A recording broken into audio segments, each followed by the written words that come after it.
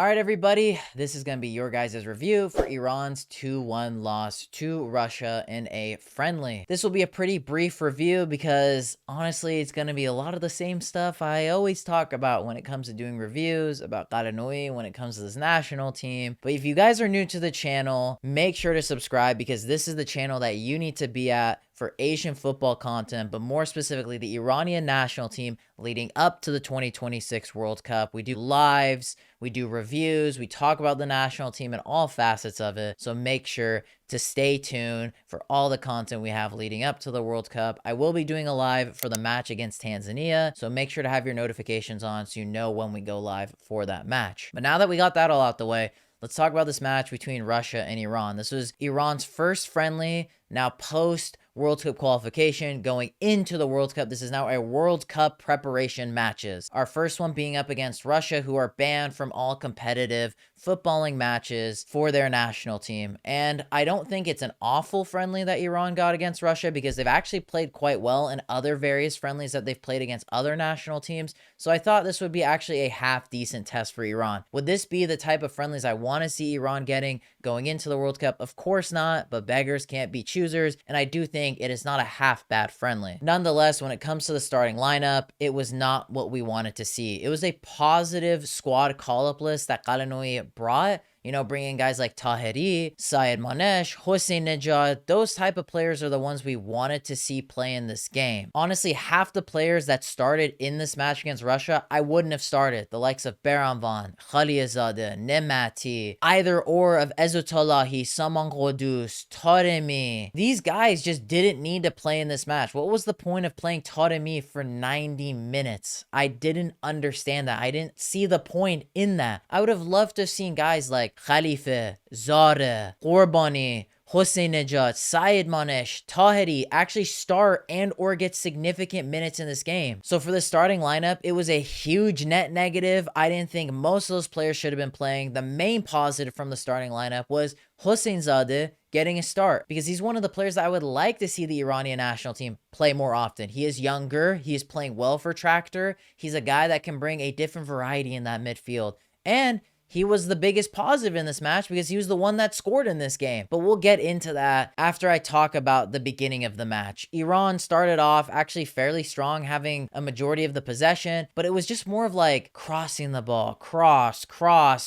There was no actual like offensive fluidity. That's the main theme for Iran in this game. There was no fluidity. There was no connection from defense to midfield to offense. Just so many crosses, and we didn't capitalize from our early dominant possession of crossing the ball, corners, cross, and then pretty much after that, it was all Russia. A lot of fluidity from them. They were playing fairly well. They weren't like world beaters, but they were passing the ball very well. They were moving the ball very well, and they had their moment where they slid someone through on goal and they scored. And my goodness, Khalilzadeh, I'll throw up a screenshot of it. What were you doing here, man? Leaving the man on sides, and he played garbage. Yes, I know Khalilzadeh did have the goal line clearance where Russia almost made it 2-0, but outside of that, dude was trash. Just straight hot dog water, and I don't get how he still gets minutes for this national team because he is not good. Nemati was really bad as well. Just like the defense was so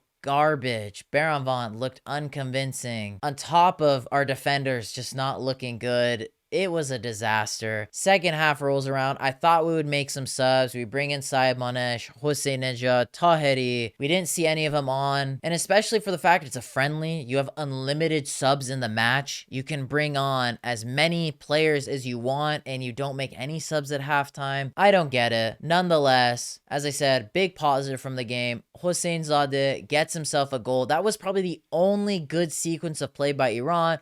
Rami Rezayan slides Qudus through. He makes a quick pass across the box. Hosseinzadeh with a tap in. That was Iran's only good moment offensively. And you could tell Hosseinzadeh was buzzing. He was happy. He was playing with more confidence. And guess what? Ghalenoei just subs him out 10 minutes later. I don't get that. He was the guy that scored. Yes, maybe he wasn't playing amazingly, But you could tell his confidence was starting to go up after that. He got himself a goal. He was starting to feel himself in the game. See what the kid can do. But Ghalenoei strips him out. Jahanbakhsh, you can come in. Some bozo defender, you can go in. Saidmanesh, Hosseinzadeh, you guys keep squatting because that's where you guys belong. Amir Ghalenoei, what are you doing, man? We did see Tahiri and Ghorbani come on for like the last 15 minutes of the game, but why not give them significant minutes? And as soon as we subbed out Hosseinzadeh, Iran score a banger from Russia, and it was pretty much all Russia. I mean, again, Russia had most of the fluidity in this game. They were the team that looked like they would get that third or fourth goal. While Iran, it was just like cross the ball and inshallah, throw it to Taremi. He's Aubameyang fused with Messi. He's going to have that 99 pace, try to skill past every single defender. Like,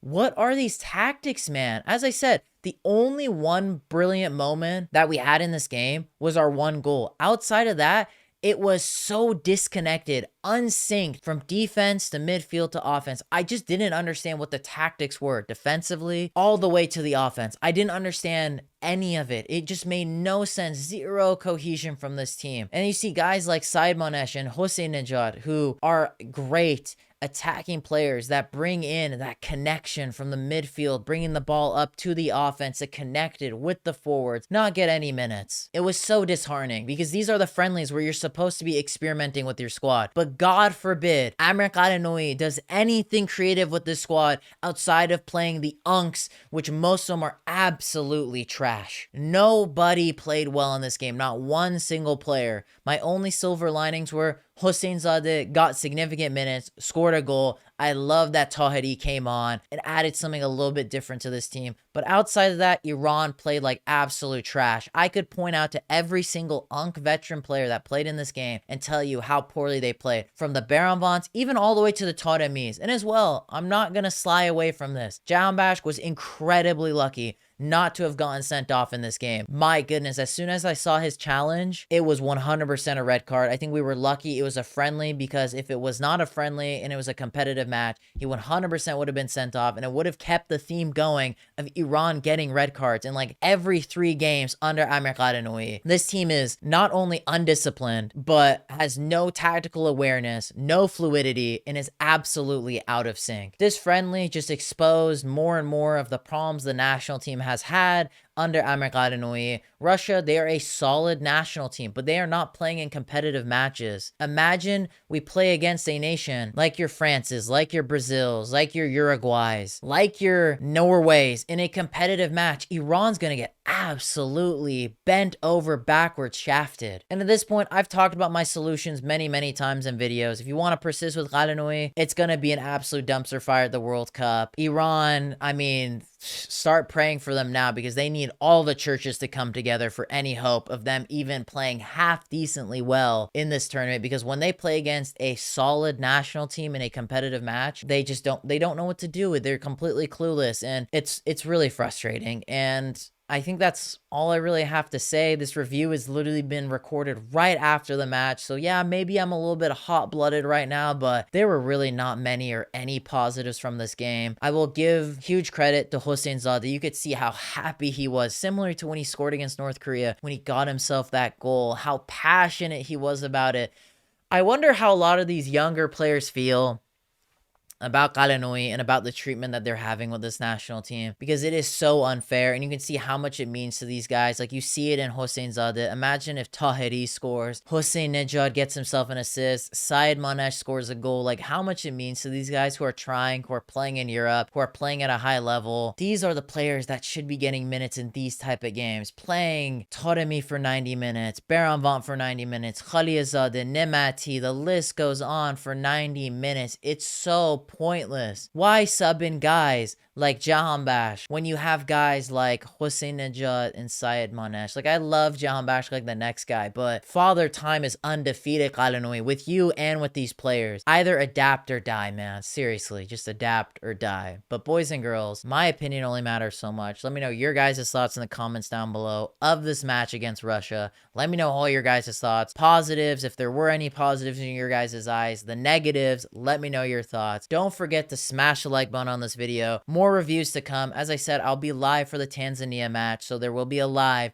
and a review for that game. So make sure to have your notifications on so you know when we go live and when these reviews come out. But boys and girls, if you guys enjoyed this video, make sure to check out this video next and click over here as I post content weekly on the channel and you don't want to miss it. And I hope you'll have a lovely day.